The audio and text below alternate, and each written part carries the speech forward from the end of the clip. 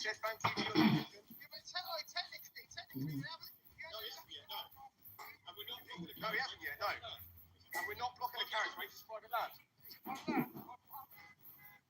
Yeah, it's private land, mate.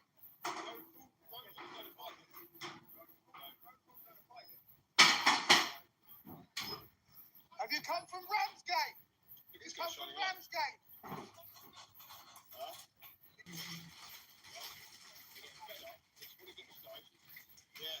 Have you come from Ramsgate? Hey. Public service business. There goes the finger. Did he get a finger? PSB. Yeah, he does. Oh, it's full to the brim, isn't it? In the side carriage, they got all the bags and all their stuff.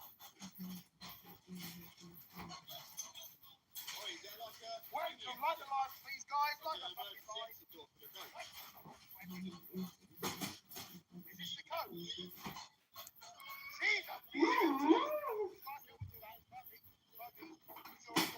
No, I'm just seeing it's unlocked. Stuck, you know what I mean? I know, but this, you can't like open things like that. That's still, you know what I mean? You don't want to escalate the situation, trust me. I promise you. Oh, it's full to the brim. How does he think he's going to get through at that? Yeah, he's got to get through the gate. Yes, brother. But he's got the wrong hand.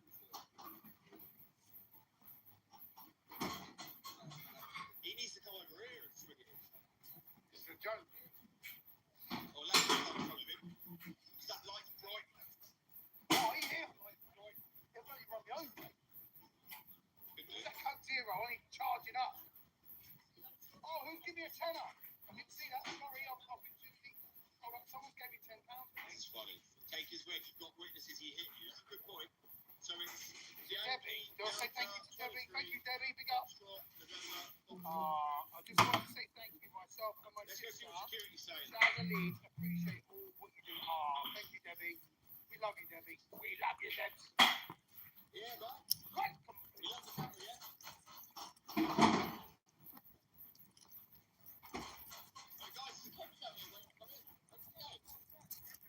No, it's FNG, right? FNG. Same batch. Wow, okay, so everyone.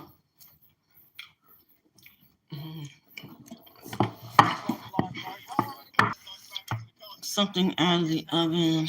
Make sure everything's turned off. You know.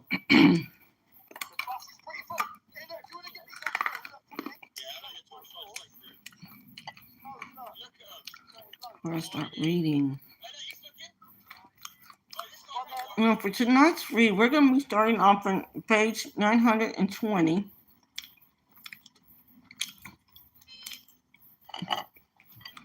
Within, I believe it's chapter 2, or book 6, The Land of Shadow.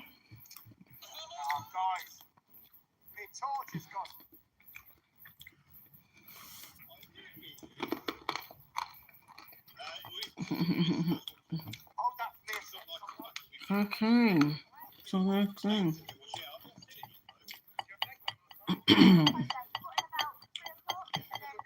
Sam's quick spirit sank again at once. He looked at his master anxiously and he took his hand. "Come, Mr. Frodo," he said. "I've got one thing I wanted. A bit of light.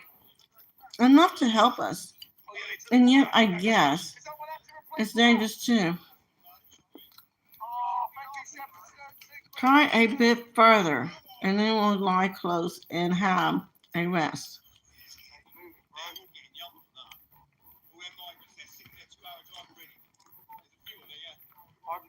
But take a morsel and eat now. A bit of the elf's food, it may hearten you."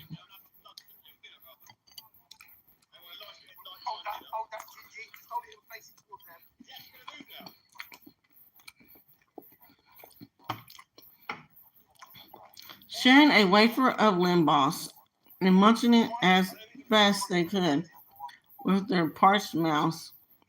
Frodo and Sam plodded on. The light, though no more than a gray dusk, was now enough for them to see that they were deep in the valley between the mountains. It sloped up gently northward, and at its bottom went the bed of a now dry and withered stream. Beyond its stony course, they saw a beaten path that wound its way under the feet of the westward cliffs.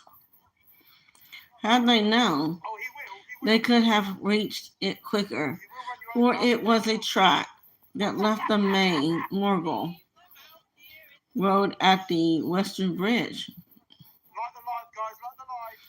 and went down by a long stair cut in the rock to the valley's bottom. It was used by patrols or by messengers going swiftly to lesser posts and strongholds north away, between Cirith Ungol and the narrows of Izimuth, the iron jaws of Karak Ankren.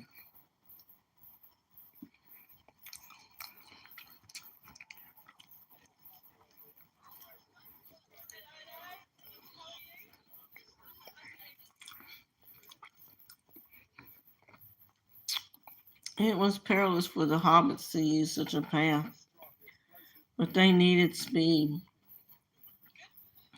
And Frodo felt that he could not face the toil of scrambling among the boulders or in the tackless glens of the Morgai. And he judged that northward was maybe the way that their hunters would at least expect them to take. The road east to the plain, or the pass back westward, those they would first search most thoroughly. Only when he was well north of the tower did he mean to turn and seek for some way to take him east on the last desperate stage of his journey. So, sometime they marched along it, the cliffs at their left or overhung, and they could not be seen from above. But the path made many bends. At each bend they gripped their sword hilts and went forward cautiously.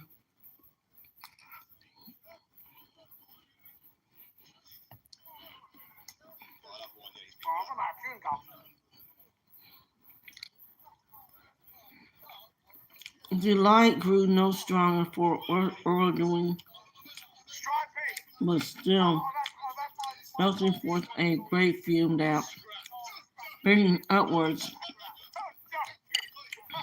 by the opposing airs, mounted higher and higher until it reached a region above the wind, spreading by immeasurable reef, whose central pillar rose out of the shadows beyond the view. They had trudged for more than an hour when they heard a sound that brought them to a halt. Unbelievable, but unmistakable. Water trickling out of a gully on the left, so sharp and narrow that it looked as if the black cliff had been cloven by some huge axe. Water came dripping down.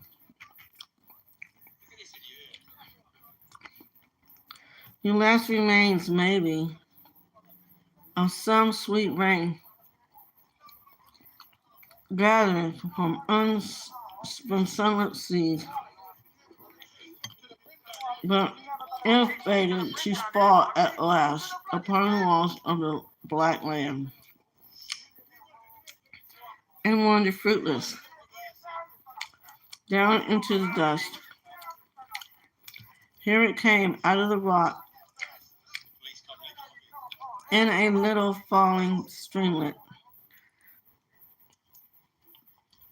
and flowed across the path and turning south, ran away swiftly to be lost among the dead stones.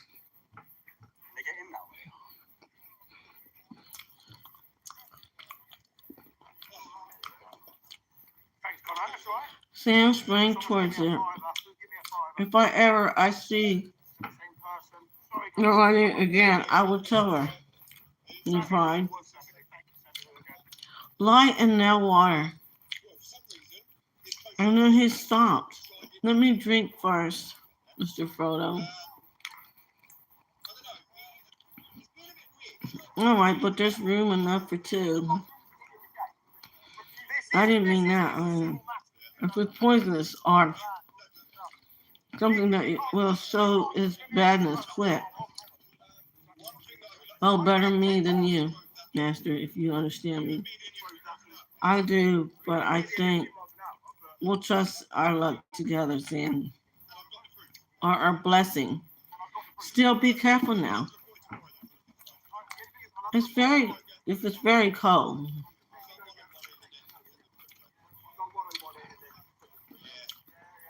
The water was cool but not icy, and it had an unpleasant taste at once and oily, as though they would have said at home. Here it seemed beyond all praise and beyond fear or prudence. They drank their fill, and Sam replenished his water bottle. After that, Frodo felt easier, and they went on for several miles until they brought in Aubrey Road and the beginnings of a rough wall along its edge, warning that they were drawing nearer to another orc hold.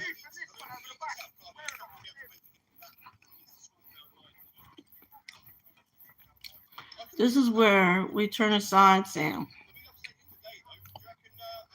said Frodo, and we must turn east. He sighed as he looked at the gloomy ridges across the valley.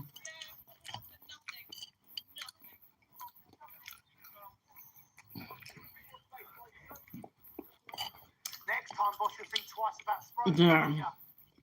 Oh, wait a minute. I have just about enough strength left to find some hole way up there. And then I must rest a little.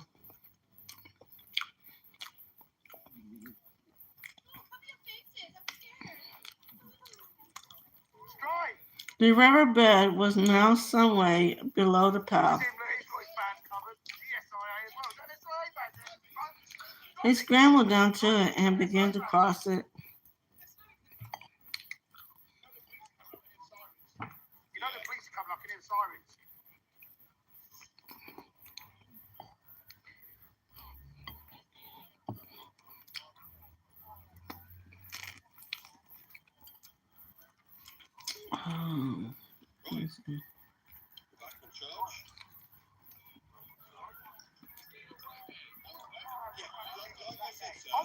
The riverbed was now somewhat below the path. They scrambled down to it and began to cross it. To their surprise, they came upon dark pools fed by threads of water, trickling down from some source higher up in the valley.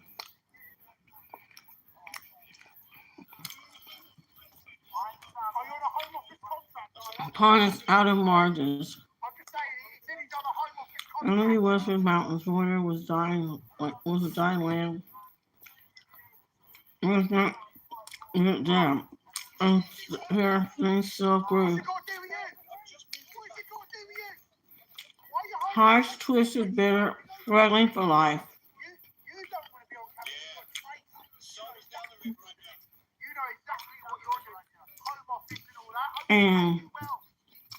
And the glens of the Morgai on the other side of the valley. Low scrubby trees lurked and clung, coarse gray with someone special. We're on a home. grass, two soft spot with the stones, I bet we're on a home. and withered mosses crawled on them. And everywhere, great withering tangled brambles. Oh,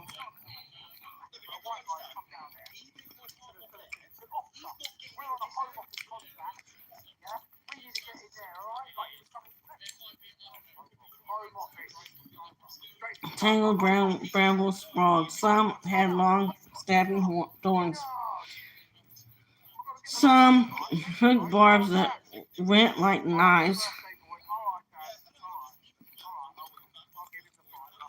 The sullen shriveled leaves of a pasture hung on them, granting and railing.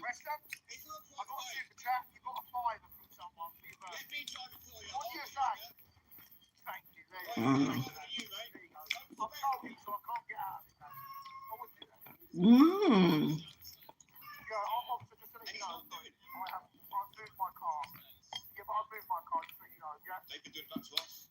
Some had long stabbing thorns, some hooked barbs like knives. These sullen shriveled leaves of a pasture hung on them, railing in the sad airs.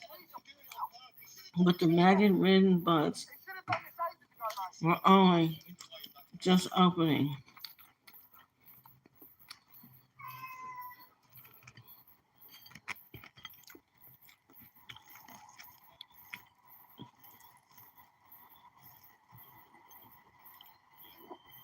Look, guys, give it a couple of weeks if you're selling drugs. If Oh. you're in your turkey barber shop or something. Flies, dung, are gray or black, marked like orcs with a red eye-shaped blotch. Buzzed and stung. And above the briar thickets, house of hungry mazes, danced and reeled.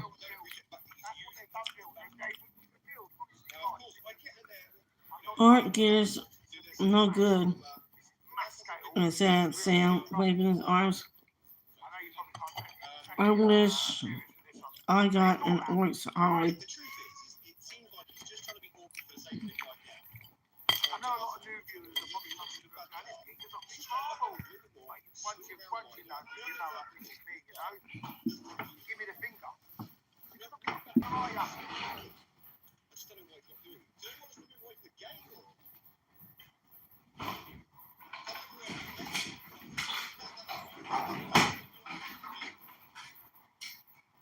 Guys, this is so much, man. I don't know what to say. They're still coming on the dinghies in the winter.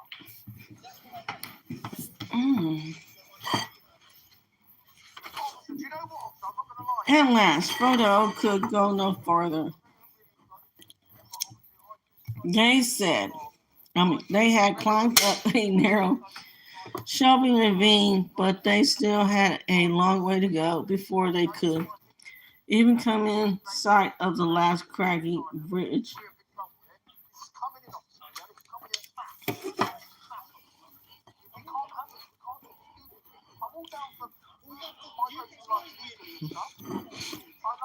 I must rest now, Sam. Sleep if I can, so Frodo. He looked about, but they're sitting nowhere. Even for an animal to call instinct in this one country. At length, tired out, they slunk under a curtain of brambles that hung down like a mat over a low rock face. There they sat and made such a meal that they could, keeping back the precious limbars for the evil days ahead.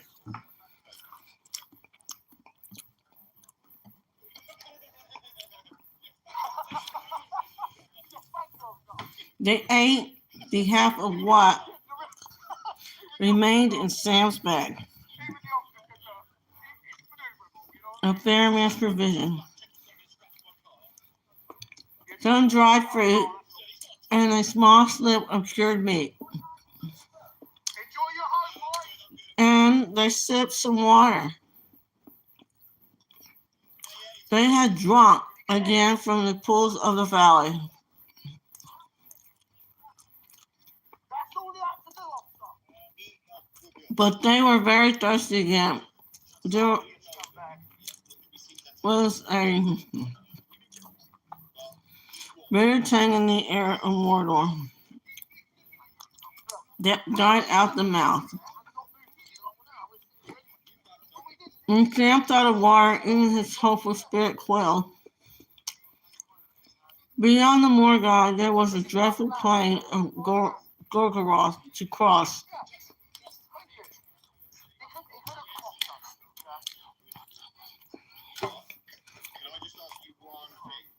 Now,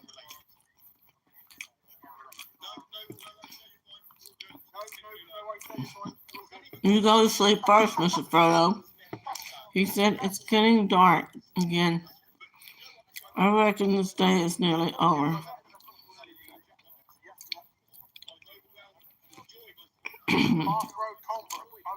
Frodo sighed and was asleep almost before the words were spoken.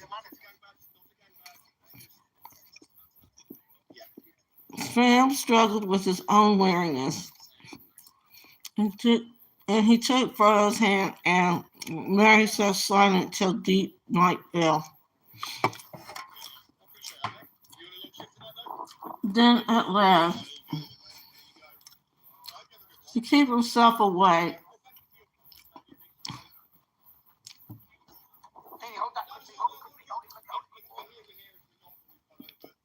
he crawled from the hiding place and looked out. The land seemed full of creaking and cracking and sly noises, and there was no sound of voice or a foot.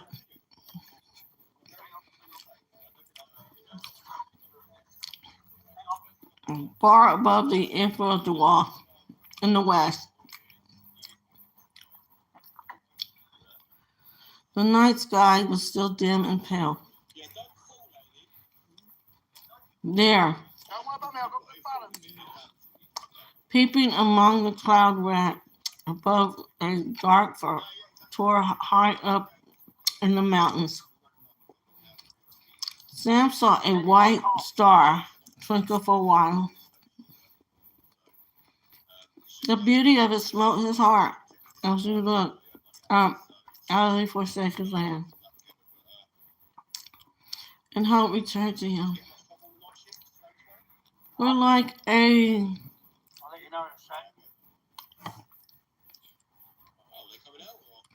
shaft clearing cold. The thought pierced him, and that in the end, the shadow was only a small passing thing. Rose a light and high.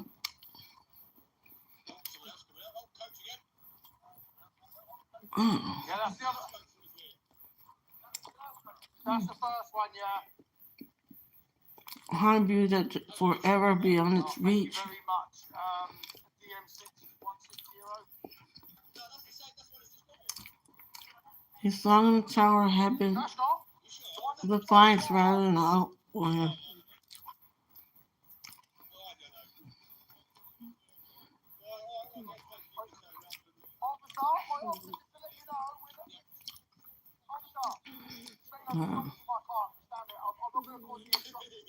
Let's see. Yeah, his song in the tower had been defiance rather than hope. For then he was thinking of himself. Now, for a moment, his own fate, and even his master's, ceased to trouble him. He crawled back into the brambles and laid himself by Frodo's side, and put away all fear. He cast himself into a deep, untroubled sleep.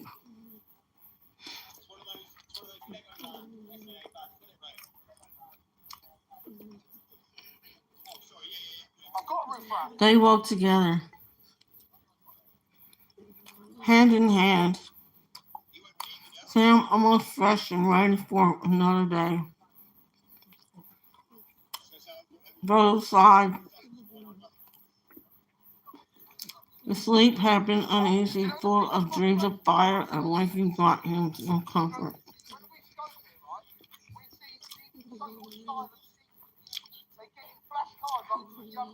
Then his sleep had not been without all healing virtue.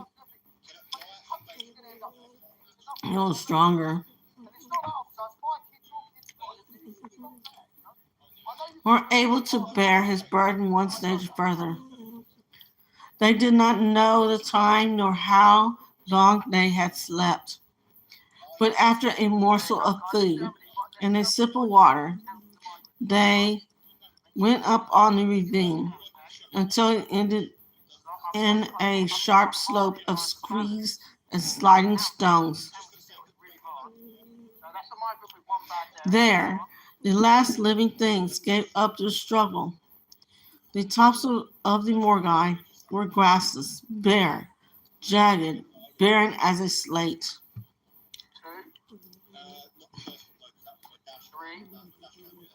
After much wandering and search, they found a way that they could climb, and with that, with the last 100 feet of clawing scramble, they were up. They came to a cleft between two dark crags, and passing through found themselves on the very edge of the last fence of Mordor. Below them, at the bottom of a fall of some 1,500 feet, lay the inner plain stretching away into a formless gloom beyond their sight.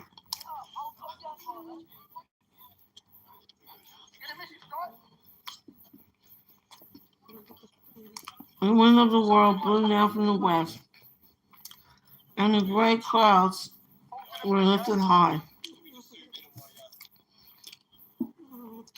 floating away eastward, and still a gray light came to the dreary fields of Gorgoroth. Mere smoke trailed on the ground and lurked in hollows, and fumes leaked from fissures in the earth.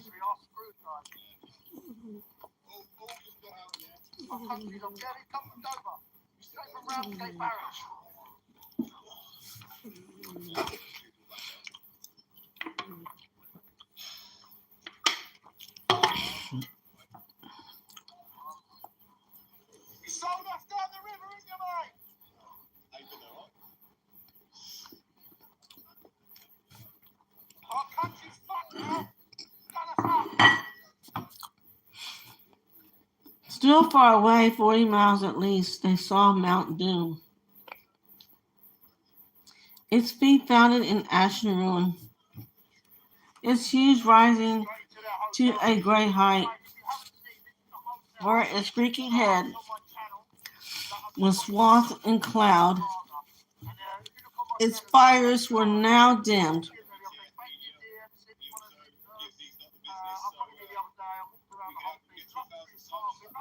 and it stood in smoldering slumber, as threatening and dangerous as a sleeping beast. Behind it there hung a vast shadow, ominous as a thundercloud. The veils of Barad-dûr that was reared far away upon a long spur of the Ashen Mountains, thrust down from the north. The dark power was deep in thought, and the eye turned inward, pondering tidings of doubt and danger. A bright sword and a stern and kingly face it saw, and for a while it gave little thought to other things, and all its great stronghold, gate on gate and tower on tower, was wrapped in a brooding gloom.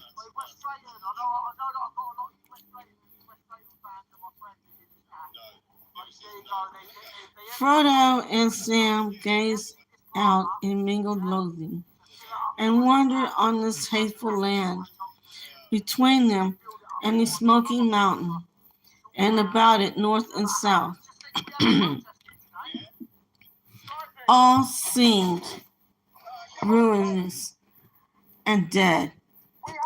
A desert burned and choked.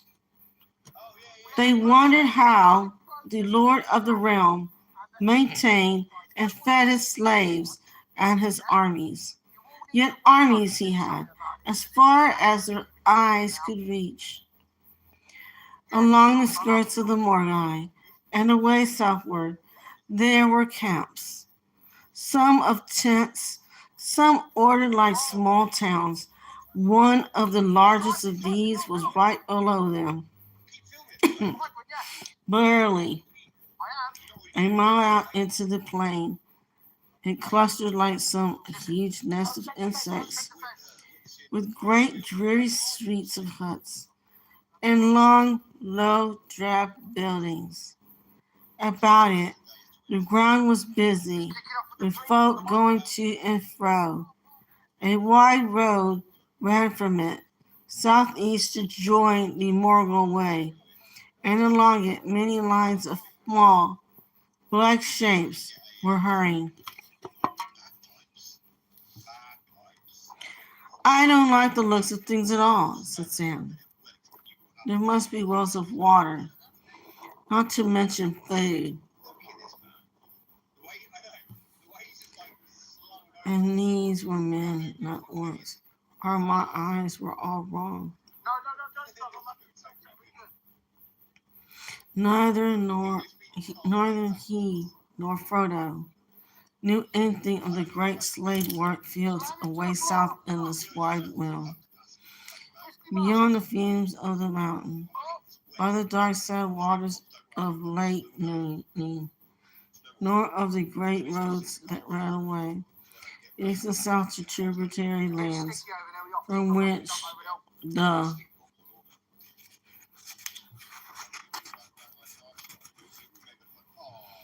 soldiers of the tower brought long wagon trains of goods and booty and fresh slaves. Here and in northward regions were the mines and forges and the musterings of long plain war. And here the dark power, moving its armies by pieces on the board, was gathering them together. Its first moves, the first feelers of its strength, had been checked upon its western line, southward and northward, where the moment it withdrew them and brought up new forces, massing them about Cerith Gorger, where a vision struck. And if it had been its purpose to defend the mountain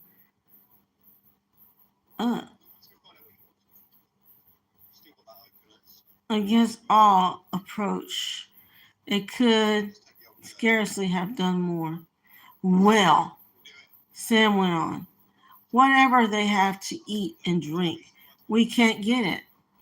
There's no way down that I could see, and we couldn't cross all that open country crawling with enemies, even if we did get down. Still, we shall have to try, said Frodo. It's no worse than I expected. I never hoped to get across. I can't see any hope of it now. But I've still got to do the best I can. At present, that is to avoid being captured as long as possible. So we must still go northwards, I think, and see what it is like where the open plain is narrower. I guess what it'll be like, said Sam. Where's its nerve? The orcs and men will just be packed closer. You'll see, Mr. Frodo. I dare say I shall, if we ever get so far, said Frodo, and turned away. Yeah, make sure you smash them. Again, remember, you don't like it. They soon found that it was impossible to make their way along the crest of the Morgon, or anything along its higher levels, pathless as they were, and scored with deep gullies. In the end, they were forced to go back down the ravine that they had climbed and seek for a way along the valley. It was rough going, for they dared not cross over to the path on the westward side. After a mile or more, they saw, huddled in a hollow, at the cliff's foot, the orc hole that they had guessed was near at hand. A wall and a cluster of stone huts set about the dark mouth of the cave. There was no movement to be seen, but the hobbits crept by cautiously, kept as much as they could to the thorn brakes that grew thickly at this point along both sides of the old water course. They went 2 or 3 miles further, and the orc hole was hidden from sight behind them. But they had hardly begun to breathe more freely again when, harsh and loud, they heard orc voices. Quickly they slunk out of sight behind a brown and stunted bush. The voices drew nearer. Presently, 2 orcs came into view. One was clad in ragged brown and was armed with a bow of horn. It was of a small breed, black-skinned with wide and snuffling nostrils. Evidently a tracker of some kind.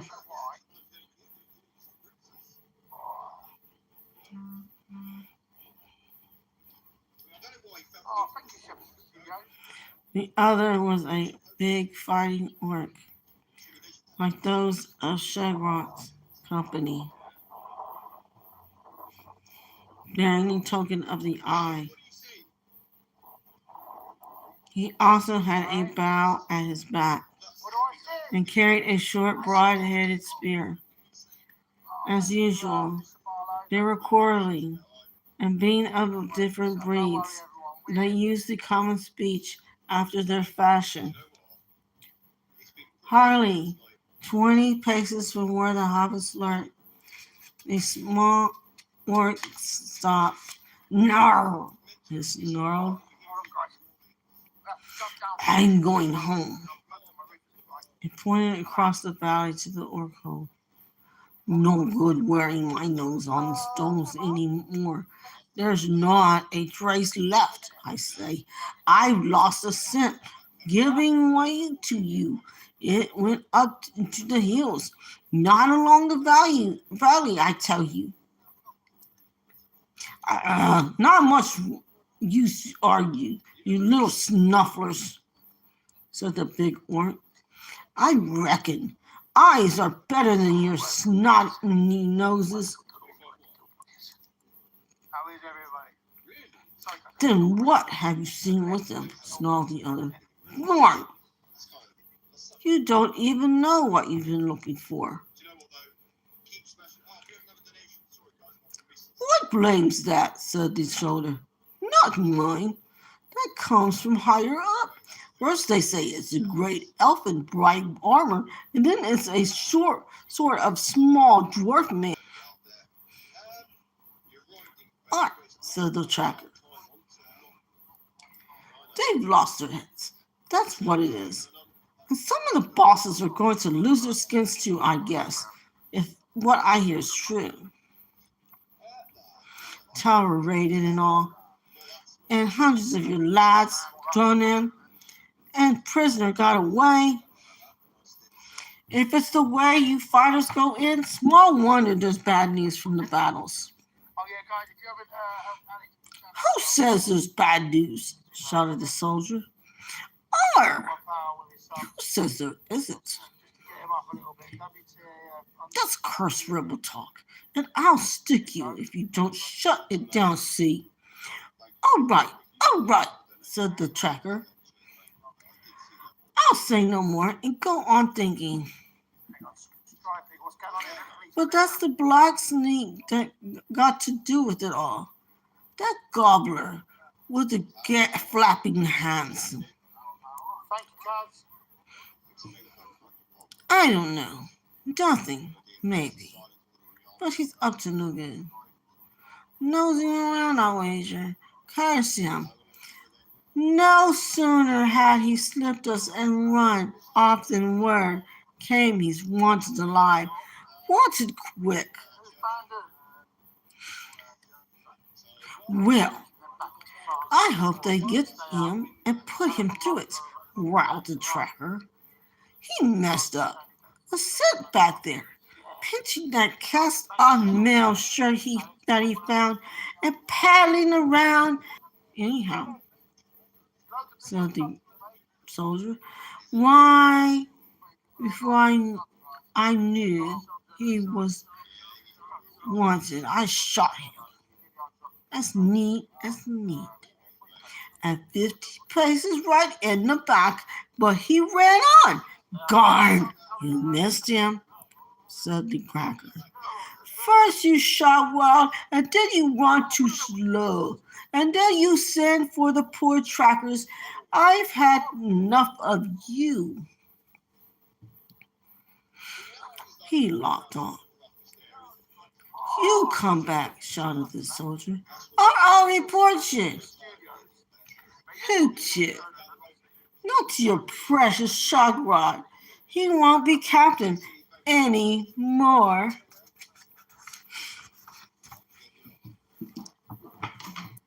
I'll give your name and number to the Nazgul, said the soldier, lowering his voice to a hiss. One of them's in charge at the tower now. The other halted and his voice was full of fear and rage. You cursed, peaching sneak thief, he yelled. You can't do your job, and you can't even stick by your own folk. Go to your filthy shriekers, and may they freeze the flesh off of you. If the enemy doesn't get them first,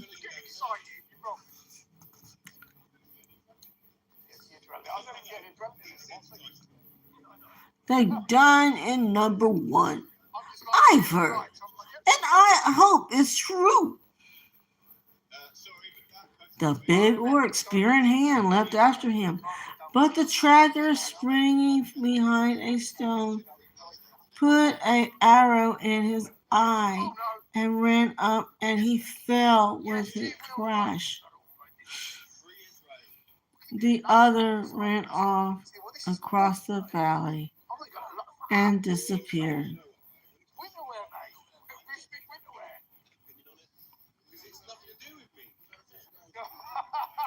For a while, the hobbit sat in silence, and Link Sam stared.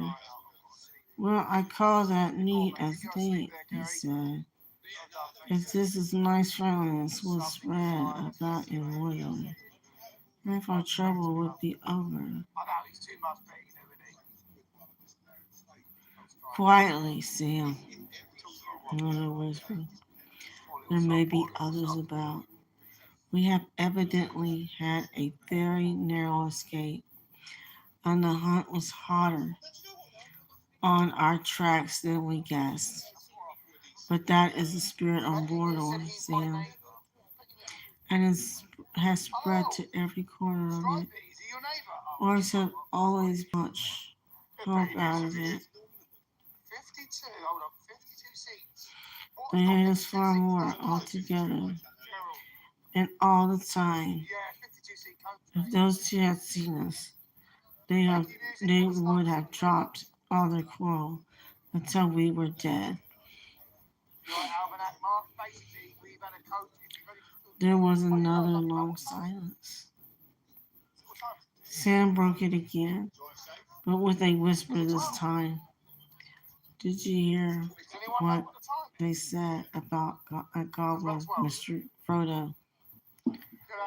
I told you Gollum wasn't dead yet, didn't I? Basically, there's a coach in here, gone in with a load of migraines. Yes, I remember. Check it out. And I wondered how you knew, says Frodo. What's happened? Well, come now. I think we had better not move out from here again until it has gone quite dark. So, you shall tell me how you know and all about what happened. If you can do it quietly. I'll try, said Sam. But when I think of that stinker, I get so hot I could shout. There the hobbit sat, under the cover of the thorny bush.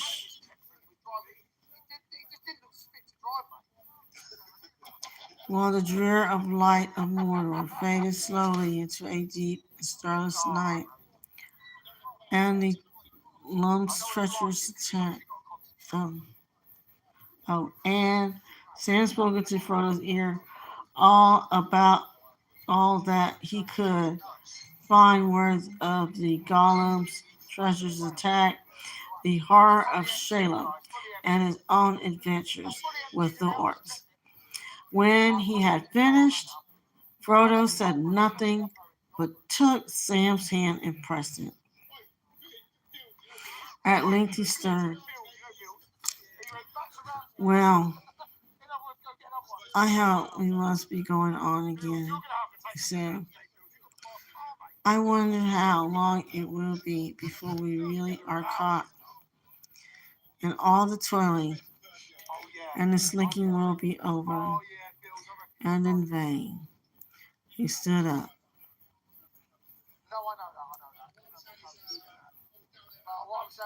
It's dark, and we cannot use the lady's glass.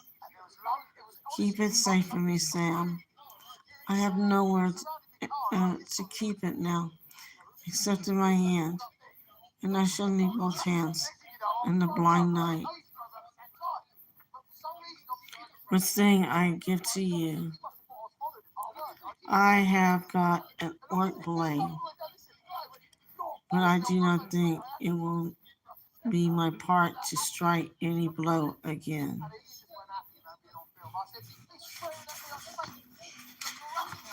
Okay, I'm going to go ahead. I'm going to stop right here on page 926. Believe it or not, I didn't think I was going to get this far. But this is very interesting. Again, that who are we going to see again? You know who? Mr. Wonderful Gollum, but Schmiggle.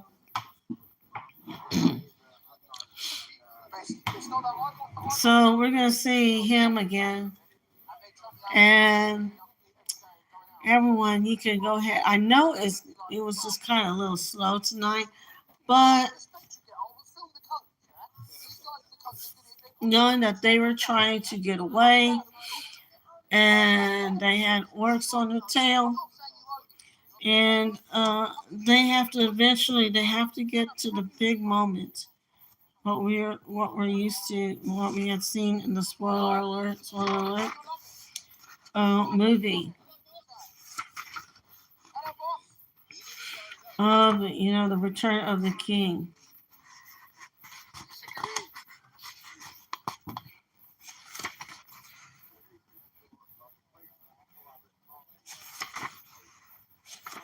So it's going to be very interesting that they're doing.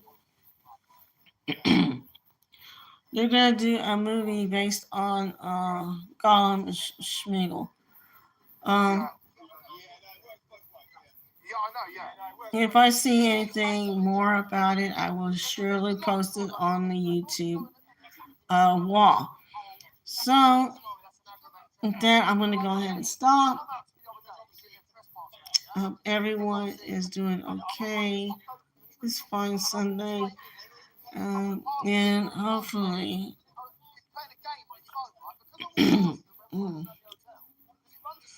make sure everything you do, you don't harm yourself or anyone else while you're doing it.